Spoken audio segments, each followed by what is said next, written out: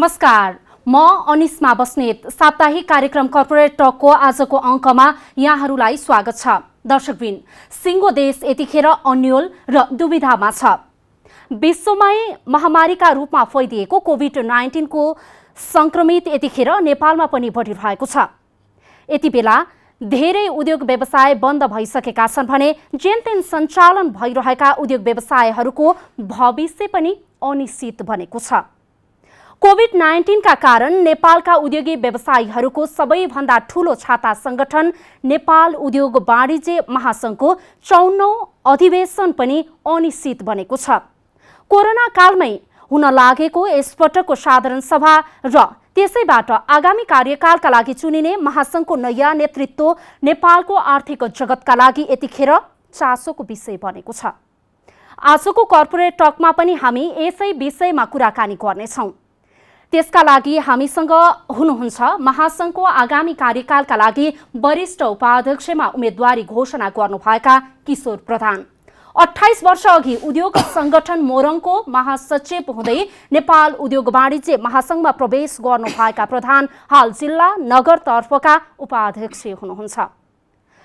53 वर्षको इतिहासमा महासंघमा जिल्ला नगरबाट कोही पनि अध्यक्ष बन्न सकेका छैनन्। यसकारण पनि प्रधानको उम्मेदवारी महत्त्वपूर्ण मानिएको छ। आउनुहोस् उहाँलाई कार्यक्रममा स्वागत गरौँ। स्वागत छ यहाँलाई कार्यक्रममा। धन्यवाद। आराम हुनुहुन्छ? राम्रै छु। हामी कार्यक्रमलाई अगाडि बढाउनु पूर्व केही डेटाहरू कलेक्ट गरेका छौँ, त्यो हेर्छौँ, त्यसपछि अगाडि बढ्छौँ। हुन्छ, नो प्रब्लम।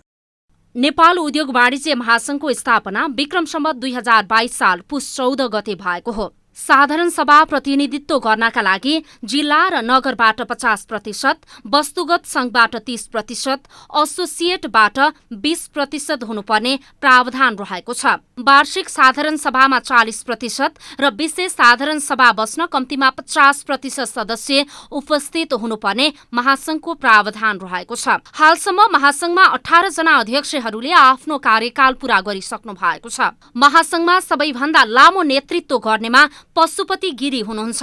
उहाँले विक्रम सम्वत 2028 सालदेखि 2032 साल र 2038 सालदेखि 2044 सालसम्म 2 कार्यकाल नेतृत्व गर्नुभएको छ। वर्तमान अध्यक्ष भवानी राणा हुनुहुन्छ। उहाँ पहिलो महिला अध्यक्ष समेत हुनुहुन्छ महासंघका लागि। यो डेटाको कुरा भयो। अब चाहिँ कोभिड-19 को संक्रमण बढेसँगै यतिखेर उद्योग वाणिज्य महासंघको चुनाव पनि अन्यलमा परिरहेको छ। चुनाव अन्यल परेसँगै यहाँ अहिले केमा व्यस्त हुनुहुन्छ? रेस्ट गरिराख्नु भएको छ कि अलि व्यस्तता बढेको महसुस गर्नु भएको छ? होइन, अहिले चुनाव अनिश्चित भएको कारणबाट र सबै जिल्लाहरूमा चाहिँ गाउँ विकासदेखि लिएर नगर विकासहरूको जति पनि अहिले स्थिति असाध्यै संवेदनशील छ। झन्डै 18वटा 19वटा नगरपालिका लकडाउनको अवस्थामा छ अहिले। पूर्व तपाईँलाई झापादेखि लिएर पश्चिम नेपालगञ्जसम्म तपाईँको र अहिले झन्डै तपाईँको के अरे सुदूरपश्चिमको धनगढीसम्मको स्थिति चिन्ताजनक रूपमा चाहिँ बढिरहेको छ।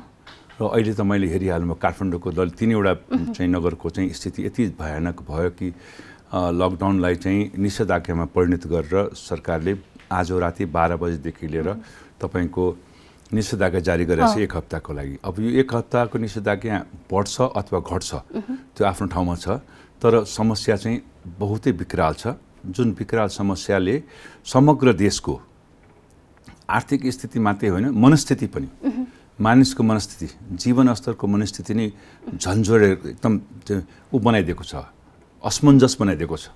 आमाले बाउसँग भेट्न नपाउने, छोराले चाहिँ भाइसँग के अरे छोरीसँग भेट्न नपाउने, छोराछोरीसँग भेट्न नपाउने, दाजुबहिनीले भेट्न नपाउने, इभन चाहिँ परिवारको एक सदस्यले अर्को परिवारको सदस्यसँग भेट्न नसक्ने, आफ्नो काम गर्ने मान्छे चाहिँ अलिकति बिरामी पऱ्यो भने डराएर बस्नुपर्ने, यस्तो अवस्थाले देश भयावह भएको छ। यो स्थिति चाहिँ अहिले नेपालमा हामी देखिरहेछौँ अहिले, तर विश्वभरि यसले चाहिँ एउटा चमत्कारिक दुर्भाग्यपूर्ण स्थिति क्रिएट गरिसकेको छ।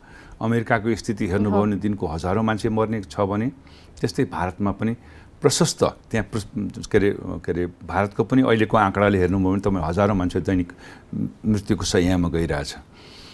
त त्यही कारणले अहिले चाहिँ स्थिति चाहिँ भयावह भएको छ। यो भयावह स्थितिमा चाहिँ हामीले अहिले गर्नुपर्ने एउटा मात्रै काम के हो भने जीवन रक्षाको चाहिँ आफ्नो पनि गर्ने र पडोसीको पनि गर्ने र समग्र देशवासी उद्योगी व्यवसायीको पनि गर्ने भने समग्र देशवासीको हामीले जीवन रक्षा गर्ने काम गर्न सुरु गरेका छौँ। त्यसैमा म व्यस्त छु। मैले चाहिँ नेपाल उद्योग वाणिज्य महासङ्घ मार्फत गर्नुपर्ने आफ्नो कर्तव्य सँगै नेपालभरिका उद्योगी व्यवसायीको हितको काम। वाणिज्य महासङ्घको कर्तव्यलाई एकैछिनपछि जोड्छु म। यतिखेर चुनावमै छौँ। आगामी चुनावका लागि यहाँले महासङ्घमा वरिष्ठ उपाध्यक्षको उम्मेदवारी घोषणा गरिसक्नु भएको छ। फेरि एकपटक हारिसकेको मान्छे, त्यही चुनावमा पराजित भइसकेको मानिस पुनः त्यही पदका लागि किन आवश्यक पर्यो? म तपाईँलाई एउटा कुरा भन्छु।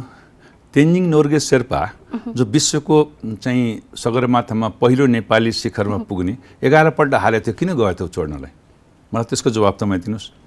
विश्वमा कीर्तिमान हासिल गर्नको लागि हारेपछि नै जित हुन्छ, बुझ्नुभयो न? हारेपछि उसले अझ राम्रो तरिकाबाट जित सुनिश्चित गर्नको लागि कोसिस गर्छ र त्यसप्रति उसले चाहिँ कहाँ कठिनाइ भएको छ त्यो हारमा, त्यो कठिनाइलाई समाधान गरेर जित सुनिश्चित गर्छ।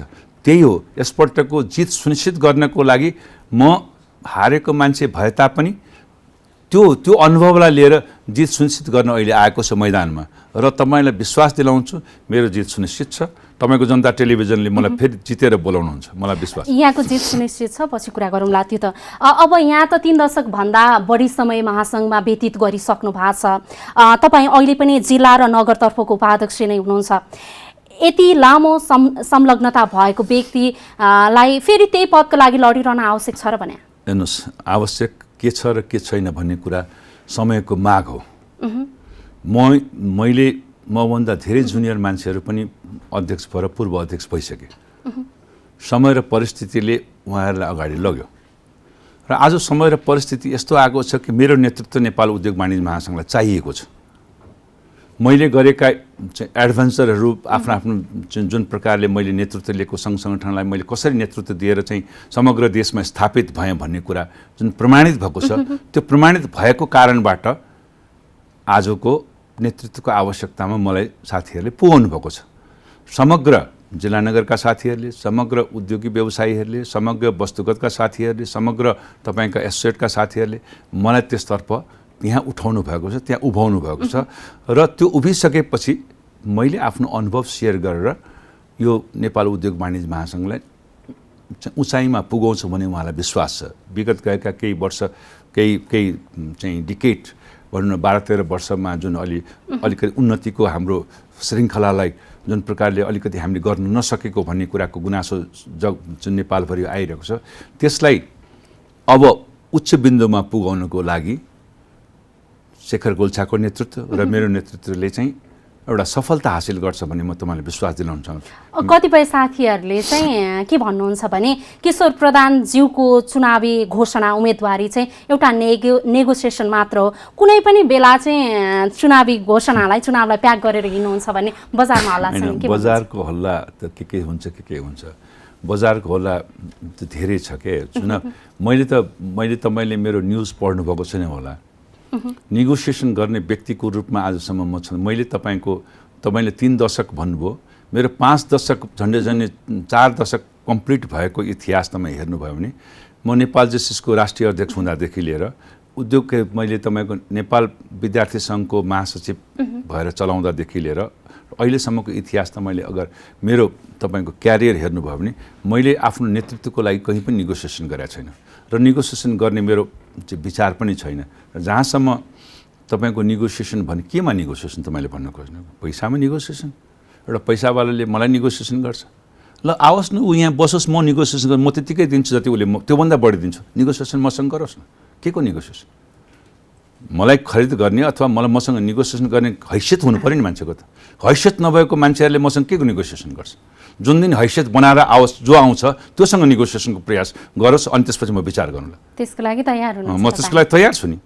मैले त तपाईँले एउटा पत्रिकाको एउटा इन्टरभ्यूमा भनेकै छु नि, मलाई खरिद गर्ने हैसियत बिल गेट्सको पनि छैन भनेपछि यहाँ को छ नेपालमा बिल गेट्स? मलाई बताउनु पऱ्यो नि।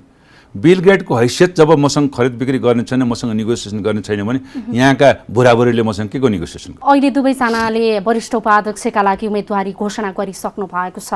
निकै रसाकसी छ महासङ्घमा चुनावी प्रतिस्पर्धाका लागि। तपाईहरु अलायन्स गरेर जान सक्ने सम्भावना छ कि छैन, के छ? एउटा कुरा, यो कुरा तपाईले बडा महत्त्वपूर्ण कुरा सोच्नुभएको छ। आजको देशको अवस्था र उद्योगी व्यवसायीको जुन एउटा सबै पूर्व मेचदेखि पश्चिम महाकाली सबै उद्योगी व्यवसायीको एउटा कुरा के छ भने यो समय जुन समय देशले एउटा सङ्कटकालको अवस्थामा गुज्रिरहेको छ, मान्छेहरू स्वास्थ्यको कारणले चाहिँ उद्योगी व्यवसायीहरू धराइसे हुने अवस्थामा छ। अहिलेको अवस्था भनेको मिलेर जाने अवस्था हो, टुटेर जाने होइन। अहिलेको अवस्था भनेको जुडेर जाने हो, फुटेर जाने होइन भन्ने कुरा सबै साथीहरूको विचार छ। म त्यो साथीहरूको विचारलाई सम्मान गर्दै म एउटा कुरा के भन्न चाहन्छु भने त्यसको लागि दुवै पक्ष तयार हुनु पर्यो। म तयार छु, म मिलेर जान तयार छु। त्यसको एउटा तपाईको मापदण्ड तयार सुन्नु न, मापदण्ड तयार हुनु पर्यो। तपाईले मिल्दा भन्दाखेरि मापदण्ड भनेको के हो भने मिल्दाखेरिको न्यायपूर्ण चाहिँ व्यक्तिहरूको चाहिँ जसले कुनै पनि केसको मुद्दा जब बन्छ त्यसलाई कसले निर्णय गर्छ? त्यसलाई न्यायालयले निर्णय गर्छ, न्यायाधीशले निर्णय गर्छ। न्यायाधीशको कुर्सीमा बसाएर तपाईँ राख्नुहोस्, त्यसलाई पनि राख्नुहोस्, त्यहाँ दुईजनाको इस्युस इभ्यालुएसन गर्नुहोस्। त्यो न्यायाधीशले, त्यहाँ बसेका न्यायाधीशहरूले मूल्याङ्कनमा किशोर प्रधानको चाहिँ कमी छ भन्ने कुरा देखाएर र तपाईँले चाहिँ मिलेर जानुपर्छ, तपाईँले छोड्नुपर्छ अथवा गर्नुपर्छ भन्ने कुरा भन्यो भने त्यति बेला तपाईँले मेरो कन्ट्रिब्युसन देख्नुहुन्छ। अहिले तपाईँले त्यो प्रश्न प्रतिद्वन्द्वीले कहिले पनि मानेको छैन।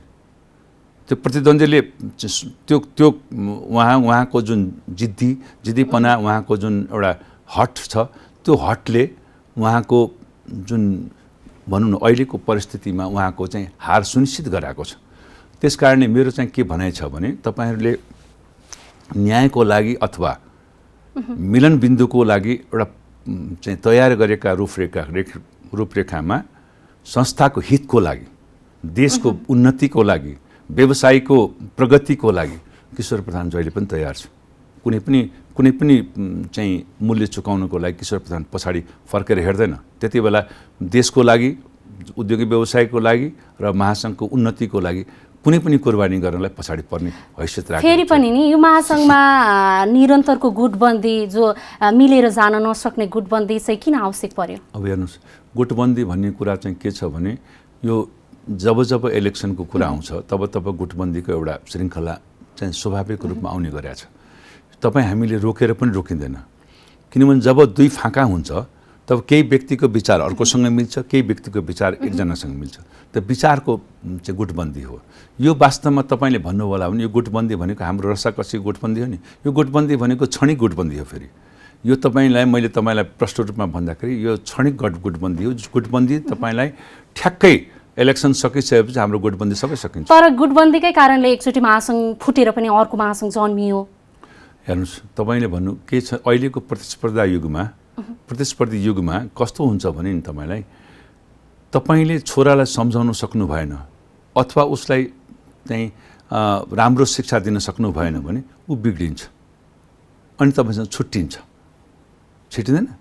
त्यहाँ हाम्रो कमी भयो त। मैले भने नि त, हाम्रो कमी जुन विगत गएका केही वर्षहरूमा हामीले जुन कमी कमजोरी गऱ्यौँ, हाम्रो बिचमा एउटा सामञ्जस्यता नल्याएर सरकारसँग हाम्रो क्यापेसिटी, बार्गेनिङ क्यापेसिटी हाम्रो स्ट्रङ गर्न नसकेर पब्लिकमा हाम्रो इमेजलाई स्ट्रङ गर्न नसकेको जुन हाम्रो पब्लिकको गुनासो छ, गुटबन्दीकै कारणले महासङ्घको व्यवसायीहरूको मुद्दाहरू सरकारले सुनिरहेको छैन। यस कारणले चाहिँ तपाईँ के हुन्छ भने त्यो कारणले गर्दाखेरि छुट्टिएर गएको। अब त्यो छुट्टिएर गएकोलाई जोड्नको लागि हामी आएको छौँ।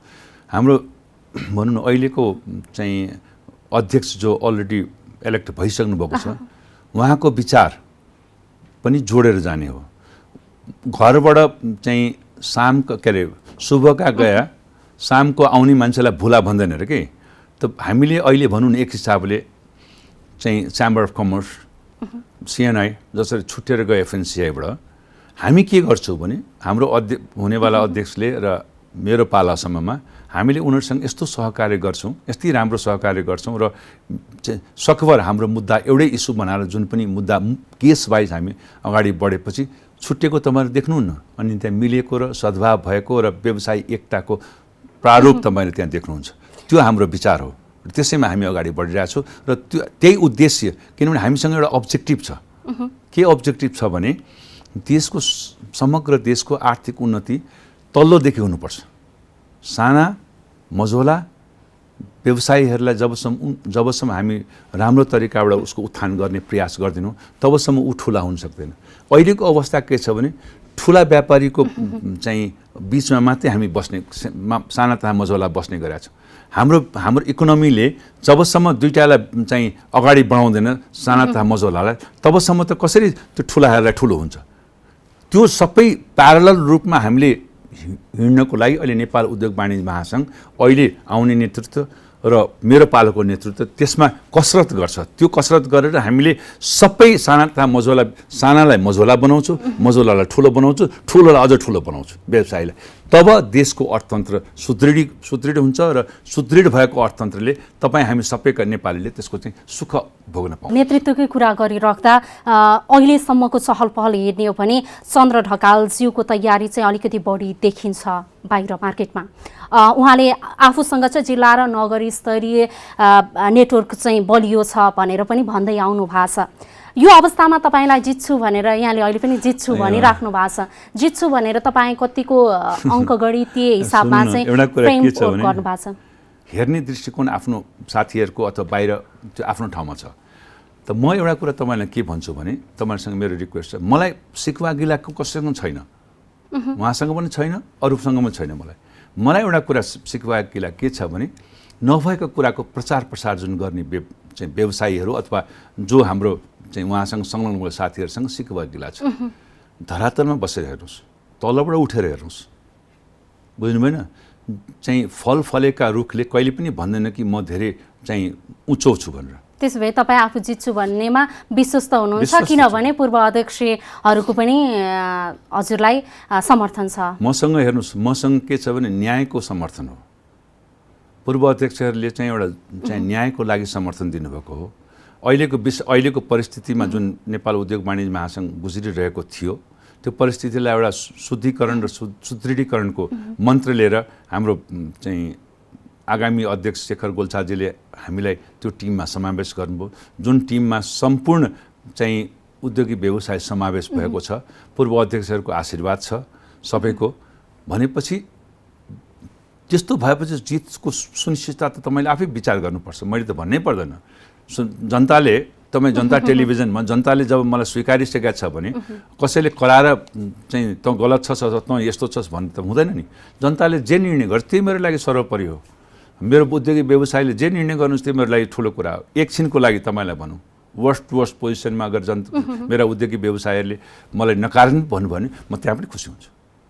त्यो त अब चुनावले नै देखाउला। त्यही त मैले त्यही भने मेरो एउटै उद्देश्य हो। मैले टुटेर पनि देखेँ, उठेर पनि देखेँ, हारेर पनि देखेँ, जितेर पनि देखेँ। त्यस कारणले मलाई सबै त्यो नुक्स कुन चाहिँ कहाँ लुप होल्स छ, कहाँ छैन, कहाँ राम्रो छ, कहाँ नराम्रो छ, को कस्तो छ, मान्छे मलाई चिनाइरहनु पर्दैन।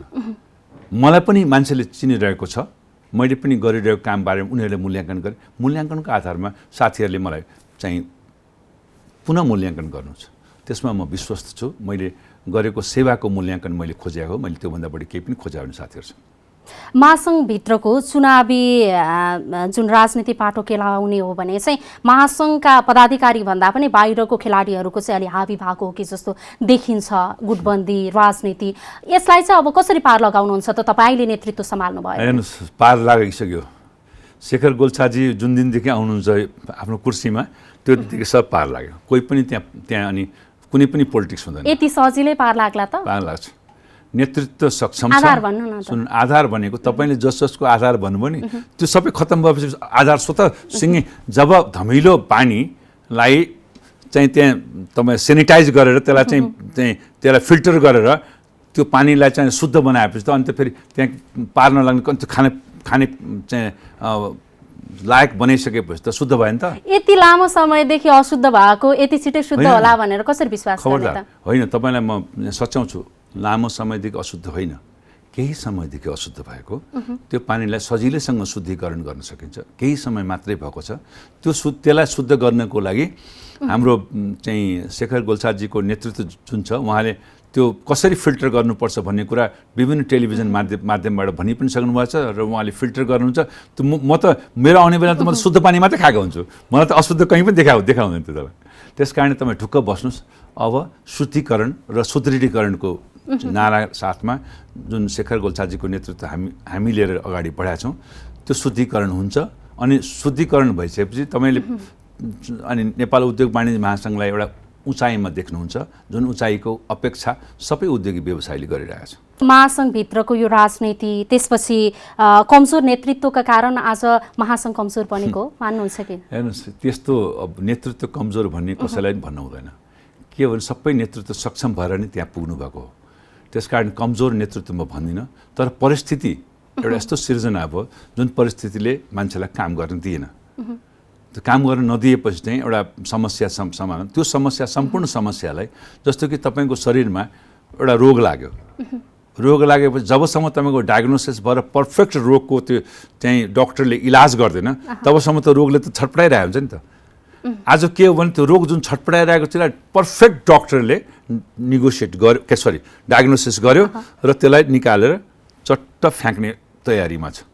जस्तो क्यान्सरको जुन ब्रिड त्यहाँ छ नि, त्यसलाई चट्ट डक्टरले एउटा राम्रो तरिकाबाट अपरेसन गरेर ठ्याक्क निकालेर त्यसलाई चाहिँ डस्टबिनमा राखेर कहिले पनि नफैलिने गरी राख्ने।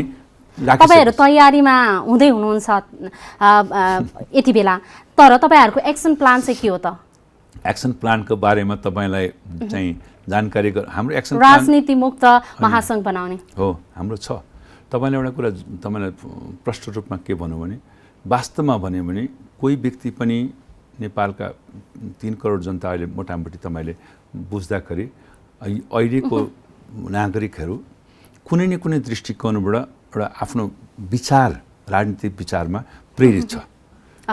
कोही पनि, चाहे तपाईँ पनि चाहे म पनि प्रेरित छौँ। हामी के गर्छौँ भने त्यसलाई राजनीतिक फिल्डमा मात्रै लगाएको भए राम्रो हो। राजनीतिलाई विभिन्न फिल्डमा, जस्तो कि राजनीति कहाँ छैन, लोग्ने स्वास्नीमा राजनीति छ, दाजुबहिनीमा राजनीति छ, साथीमा राजनीति छ भने राजनीति नभएको होइन, तर राजनीतिलाई सकारात्मक दृष्टिकोणबाट त्यसलाई प्रयोग गर्न सक्ने क्षमता राख्नुपर्ने नेतृत्वको हुन्छ।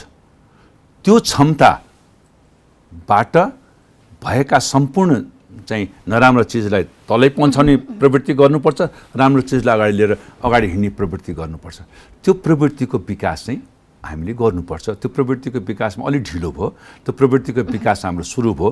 अब प्रवृत्तिको विकास चाहिँ नराम्रोलाई नराम्रो तरिकाले फिल्टर गरेर राम्रोलाई राम्रो तरिकाले फिल्टर गरेर अगाडि ल्याउनु पर्यो।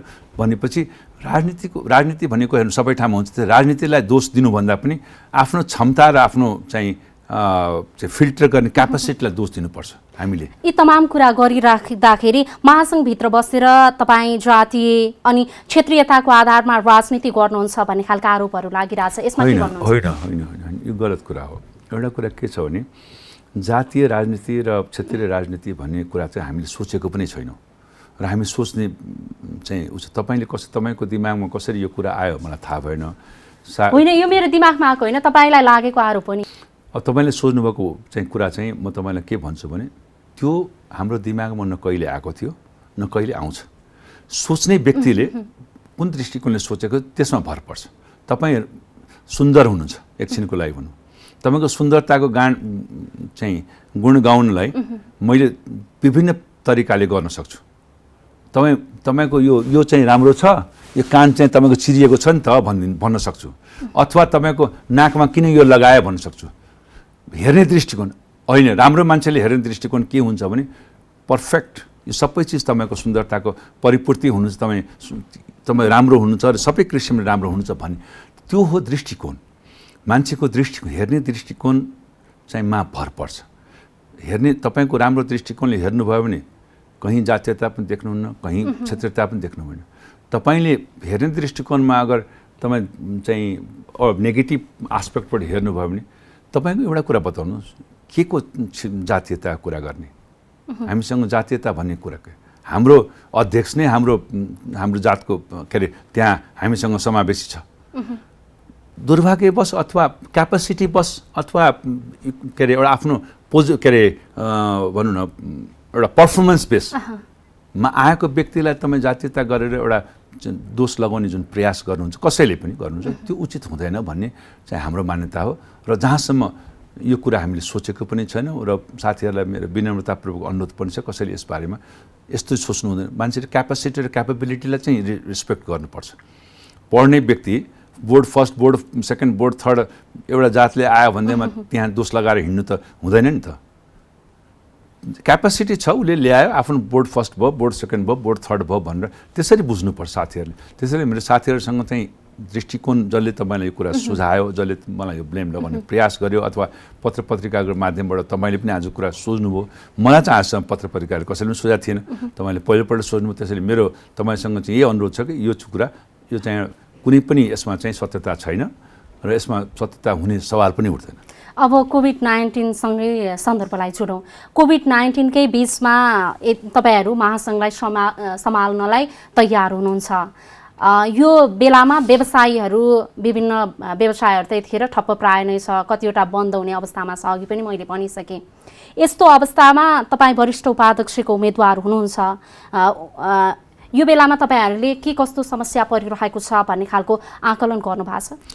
डेफिनेटली गरेको छु। हामीले के देखेका छौँ भने कुनै पनि इन्डस्ट्री, कुनै पनि बिजनेस तपाईँलाई फुल क्यापेसिटीमा चल्न नसक्ने अवस्था छ आजको दिनमा, चलाए पनि छैन। हाम्रो मात्रै होइन, संसारकै यही स्थिति छ। हामीलाई यही संसारको स्थितिबाट हामीलाई चाहिँ अगाडि बढ्नु छ। हामीले यो स्थितिलाई एउटा राम्रो चाहिँ स्थितिमा अगाडि बढ्नको लागि नि हामी भनौँ न हामी नेतृत्वमा जानको लागि हाम्रा सक्षम नेतृत्व जुन चाहिँ शेखर गोल्छाजी हुनुहुन्छ, उहाँ पछिको मेरो नेतृत्व, हामीले एउटा प्लान बनाएको छौँ यो अवस्थालाई कसरी चिरेर लग्ने। यो अवस्थामा चिरेर लग्नको लागि हामीले सरकारलाई सुझाव पनि दिएको छौँ। अहिलेको अवस्था भनेको हाम्रो चाहिँ मेजर प्रायोरिटी भनेको खाद्यान्नको चाहिँ उत्पादनमा दिनुपर्छ। त्यो खाद्यान्नको उत्पादनमा दिनुपर्छ भनेर नै हामीले सुझाव दियौँ नेपाल सरकारलाई कि तपाईँले कन्ट्र्याक्ट फार्मिङ कन्सेप्ट ल्याउनुहोस्, भूमि ब्याङ्कको कुरा गर्नुहोस् र आज उद्योगी व्यवसायलाई अब चाहिँ के अरे कन्ट्र्याक्ट फार्मिङको कन्सेप्टमा चाहिँ ढाल्नुहोस्, उनीहरूलाई चाहिँ व्यवसाय त्यहाँतिर लाग्नुहोस्। किनभने अहिलेको अवस्थामा सबभन्दा पहिले एकछिनको लागि तपाईँलाई भनौँ जुन आर्थिक अवस्था ढलुमुलु भएको छ र स्थिति पर क्यापिटल इन्कमको जुन रेसियो तपाईँलाई चाहिँ घटेर कहाँबाट कहाँ पुग्न गइरहेको छ, यस्तो अवस्थामा हामीले देशमा सबभन्दा पहिले हामीले खरिद गर्ने क्षमता त हुँदैन। भोलि हामीले इम्पोर्ट गरेर खाइरहेको खाद्यान्नलाई हामीले इम्पोर्ट गर्न नसक्यौँ भने हाम्रो जनता भोकै भोकै मर्छ। सबभन्दा पहिले मान्छेको अवस्था के हो त भन्नुहोस् त? खाद्यान्न हो कि होइन? पहिले खायो भने भन्छ नि तपाईँ जिउनको लागि पहिले खानु पऱ्यो नि त। तपाईँले तपाईँ खान पाएन भने तपाईँ कसरी जिउन सक्नुहुन्छ? रोग नलागेर पनि मर्नुहुन्छ तपाईँ। त्यसैले हाम्रो प्रायोरिटी हामीले चाहिँ सरकारलाई के भन्यो भने पहिलो अब किनभने के भयो भने जुन विदेशमा गएका हाम्रा चाहिँ किसानहरू, विदेशमा गएका हाम्रा जवानहरू, विदेशमा गएका हाम्रा शिक्षित व्यक्तित्वहरू जो अहिले फर्किने तयारीमा हुनुहुन्छ। किनभने त्यहाँको कति फरक छन्, कति फरक झन्डै भनौँ न हामीले अनइम्प्लोइड हुने अवस्था 30-40 लाखको हामीले देखिरहेछौँ हाराहारीमा। त्यो 30-40 लाखलाई कहाँ लगाउने त भनेपछि उनीहरूलाई उत्तम खेती, मध्यम व्यापार भनेपछि उत्तम खेतीमा हामी लगाउनु पर्यो। तिनीहरूलाई त्यो खेतीमा लगाउन कसरी लगाउने भने आजको टेक्नोलोजी, आजको प्रविधिलाई प्रयोग गर्नु पर्यो।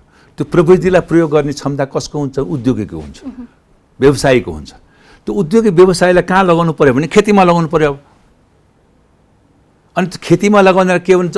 तपाईँको खेतीमा लाग्ने बित्तिकै तपाईँको इम्प्लोइमेन्टको रेसियो तपाईँको वात्तै बढ्छ र त्यो साथसाथमा अहिले बन्नेको हाम्रो के अरे वनको जुन मूल्यवान जडीबुटी र बन्नेको तपाईँको व्यापार, तपाईँको अर्बौं रुपियाँ खर्बौं रुपियाँमा जुन व्यापार चाहिँ भइरहेछ विदेशसँग, हामीसँग चाहिँ काठ सडिरहेछ, हामीसँग तपाईँका कम मूल्यमा हाम्रो जडीबुटी बाहिर गइरहेको छ। त्यसको प्रशोधन गर्ने प्रक्रिया, यो दुईटा चिजमा हामीले अहिलेको अवस्थामा फोकस गर्यो भने 3 वर्षदेखि लिएर 7 वर्षभित्रमा हामी इन्डिपेन्डेन्ट हुन्छौँ। हामी तपाईलाई अहिले जुन इम्पोर्ट छ नि, इम्पोर्ट बेस छ, हामी इम्पोर्टबाट चाहिँ मुक्त हुन्छौँ भनेपछि धेरै होइन, जम्मा 7 वर्ष। 7 वर्षको लागि हामी युवा पिँढीलाई र तपाईँ यो दुईटा चिजमा चाहिँ हामी झन्डै हामीले राम्ररी काम गर्न सक्यौँ भने 40 लाख युवालाई हामी त्यहाँ रोजगारी दिन सक्छौँ। त्यही त अहिले यति धेरै सङ्ख्यामा युवाहरू चाहिँ बेरोजगार भइरहेछन्, सबैजना कृषिमै आकर्षित होलान् भन्ने पनि छैन, अन्यलाई चाहिँ कहाँ व्यवस्थापन गर्न सकिन्छ त? मैले त कृषिलाई फोकस गर्ने भने हो।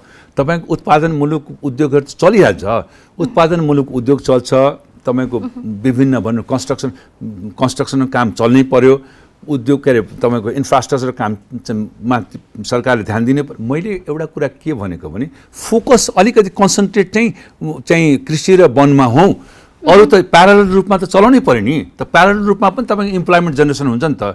जस्तो कि अहिले तपाईँको के अरे इन्फ्रास्ट्रक्चरमा तपाईँले जानुभयो भने त्यहाँ पनि लाखौँ लाखको चाहिँ जनताको मतलब भनौँ रोजगारको त्यस चाहिँ परिपूर्ति गर्नुपर्छ। तपाईँलाई अहिले भनौँ न हाइड्रोमा तपाईँको लाखौँ चाहिँ तपाईँको अनइम्प्लोइडलाई इम्प्लोइड दिने सम्भावना, धेरै त्यस्ता हाइड्रो प्रोजेक्टहरू आउँदैछ देशमा। यो सबै चिज अनि तपाईँको उत्पादनमूलक उद्योग आवश्यक सबै छ, सबैलाई गर्नु पनि पर्छ सरकारले, हामीले पनि त्यसलाई गरिरहेका छौँ।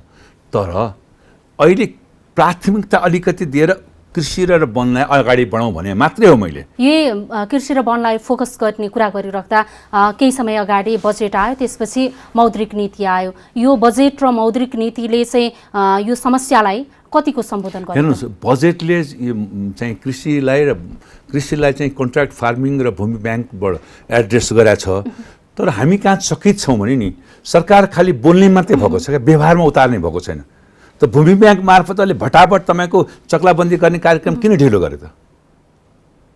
किन सर त्यो हाम्रो भनाइ के हो भने त्यसमा फोकस गरौँ सरकारले। त्यसमा चाहिँ र अहिले भनौँ न मौद्रिक नीतिको तपाईँले कुरा गर्नुभयो, मौद्रिक नीति के को लागि आएको छ तपाईँलाई थाहा छ?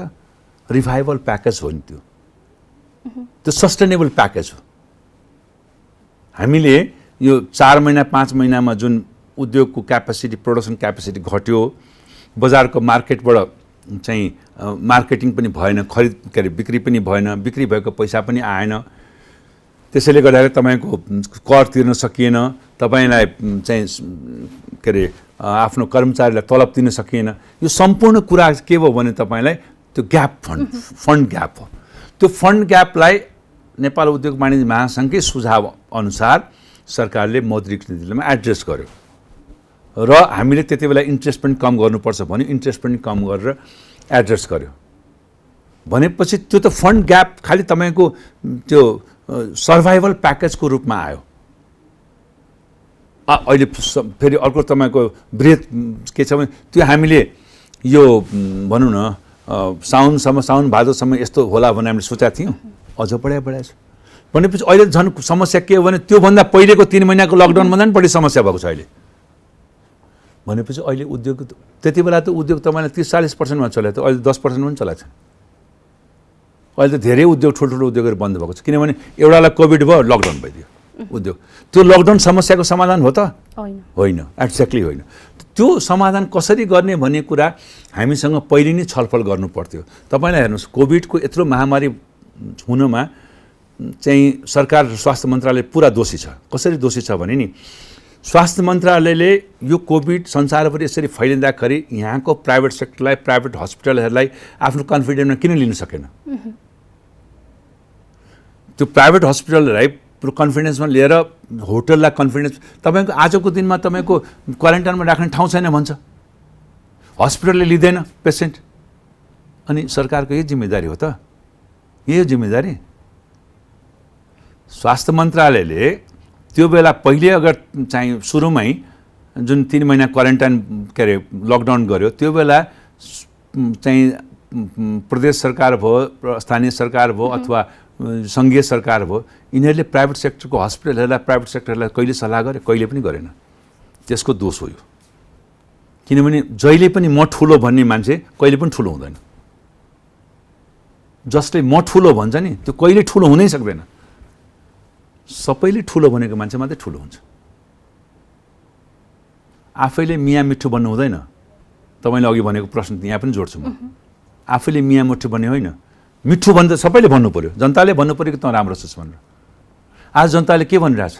सरकारले किनेको तपाईँको चाहिँ पिपिईदेखि लिएर चाहिँ यो के अरे भेन्टिलेटरहरू अहिलेसम्म प्रपर ठाउँमा जान सकेका छैन।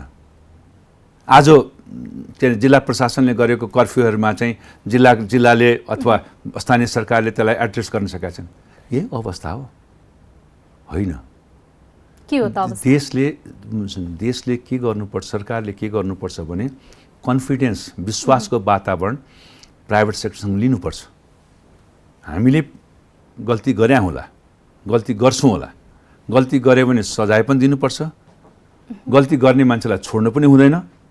तर एउटाले गल्ती गर्यो भने 99 जनालाई सजाय दिने होइन। आज प्राइभेट सेक्टरको हस्पिटललाई सुरुदेखि नै कन्फिडेन्समा लिएको नि आज यो स्थिति हुन्थेन। तपाईँ विश्वास गर्नुहोस्। फेरि एउटा बोराभित्र आलु कुहिसकेपछि त सबै कुहिन्छ नि त। एउटा नोट बिग्रेको पर्यो भने त्यो बन्डलै बिग्रिन्छ नि। होइन होइन, त्यो गलत कुरा हो। एउटा बोरामा आलु एउटा कुहियो भने समयमा त्यो आलुलाई, कुहिएको आलुलाई निकालेर फ्याँक्नुपर्छ। त्यसलाई चाहिँ छोडिरहनु हुँदैन नि। सरकारको काम के हो? त्यहाँ बिग्रेको मान्छेलाई तुरन्त पक्रेर ठ्याक्कै ठाउँमा राख्नुपर्छ। त्यो बिग्रेको मान्छेलाई चाहिँ फल्न फुल्न दिएपछि त यस्तै हुन्छ। अब यो कोभिडका कारणले समस्याग्रस्त बनेको आर्थिक क्षेत्रलाई पुनर्गति दिनका लागि अब सरकारको कार्ययोजना र अर्थनीति चाहिँ कस्तो हुनु? कार्ययोजना नै तपाईँको अहिले कृषि क्षेत्रमा र चाहिँ वन क्षेत्रलाई चाहिँ उद्यमीशीलताको हिसाबले उद्यमी व्यवसायलाई त्यसमा संलग्न गराउनुपर्छ इमिडिएट। र अरू जुन विषयवस्तु, जुन आवश्यक विषयवस्तुहरू छ, त्यो सबभन्दा आवश्यक विषयवस्तु खाद्यान्न र स्वास्थ्यको अहिलेको अवस्था छ। स्वास्थ्यको दृष्टिकोणमा चाहिँ अहिले सरकारले चाहिँ प्राइभेट सेक्टरलाई अहिले भर्खरै चाहिँ तपाईँलाई जाँचको पनि इजाजत दियो। किन दियो त? नदिए भइहाल्थ्यो नि त। आफू सक्षम थियो भने किन दिनु पर्यो? यही कुरा उसले पहिले देखेको भए त आज तपाईँको रेसियो अफ चाहिँ डेथ त कम हुन्थ्यो नि। किनभने पिसिआर टेस्ट त सजिलोसँग हुन्थ्यो, मान्छेहरूले गराउँथ्यो, मान्छेहरूले प्रिकसन लिन्थ्यो। अहिले त कतिलाई थाहा पनि छैन। मान्छे हजारौँ चाहिँ जनताहरूलाई इच्छा भएर पनि गर्न सकेका थिएन। त्यो अवस्थालाई यो अवस्था कसले बनायो त? त्यस कारणले स्वास्थ्य र तपाईँको अहिलेको दृष्टिकोण, स्वास्थ्य र तपाईँको कृषि, र कृषिमा मैले वन पनि जोडेँ, यो तीनवटा इस्युजलाई चाहिँ अहिले फोकस गरेर सरकारले प्राइभेट सेक्टरसँग वर्क गर्नुपर्छ। र प्राइभेट सेक्टर नै एउटा यस्तो निकास हो जसले राज्यको अर्थतन्त्रलाई आजसम्म चाहिँ सस्टेन गरेको छ। हामी नहुने हो भने सरकारको ढिकुटी कहिले पनि भर्दैन। र सरकारको ढिकुटी चलाउनेमा हाम्रो 80% भन्दा पनि बढी हाम्रो कन्ट्रिब्युसन छ। त्यो कन्ट्रिब्युसनलाई रिकगनाइज गर्नु पर्यो। तपाईँले भने जस्तै सडेको आलु छ भने तुरन्त निकालेर फ्याँक्नु पर्यो। र कमसेकम बचेको राम्रो आलुलाई त बजारमा ल्याउनु पर्यो नि त। अब त के गर्ने त? हाम्रो सरकारको एउटा के छ भने सडेको आलुसँग त्यो राम्रो आलुलाई पनि त्यहीँ छोडिदिन्छ। बिस्तारै बिस्तारै अरू पनि सर्छ। त्यो चिज आजको आवश्यकता हो।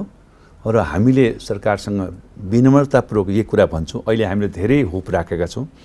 यो चाहिँ भनौँ न वैधानिक रूपले धेरै वर्षपछि, धेरै अन्तरालमा हामीले एउटा चाहिँ मेजोरिटी गभर्मेन्ट पाएको छौँ। हगि यो मेजोरिटी गभर्मेन्टले देशको अर्थतन्त्रलाई धेरै विकास गर्न सक्छ। यस्तो विकास गर्ने अवस्थामा सरकार चाहिँ आफूमा अल्मलिने भएन। प्राइभेट सेक्टरलाई लिएर अगाडि बढ्नु पर्यो।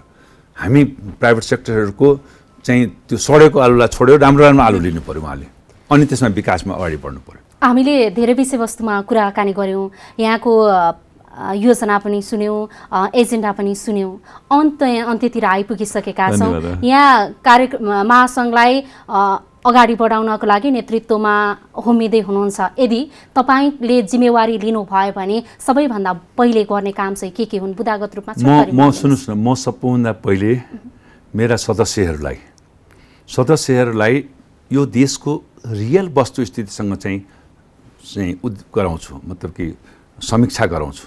र हाम्रो नेपाल सरकारका जति पनि चाहिँ तलदेखि माथिका जति पनि स्थानीय सरकार, प्रादेशिक सरकार र सङ्घीय सरकारका जति पनि चाहिँ हाम्रो निकायहरू छ त्यो निकायहरूसँग चाहिँ रुबरु गराउँछु।